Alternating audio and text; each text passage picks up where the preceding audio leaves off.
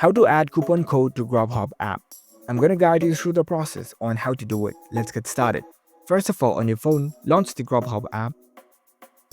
After you are in the app, you will see this kind of interface. First of all, you need to make sure that you are logged in with your account. Now, in order to add coupon in your orders, you can do that in the order page. First, you can order any food from here. Let's say I'll order something from Maddie's Mini Mart. You can select any food that you want to order. I'll just select randomly. Once you add your preferred food items into your order, you can view the order. Tap on this view order page. Now in your order page, this is where you can add the coupon code.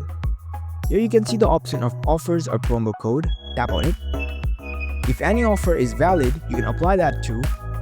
Or else, if you want to add the coupon code, you can tap on this add promo code option. You can enter your coupon code over here and tap on apply. You'll get the discounts or offer that you have in your coupon code. So that's it. That's how you can easily add coupon code into your orders in Grubhub. If you found this video helpful, don't forget to give this video a thumbs up and subscribe to our channel for more tech tips. Thank you for watching.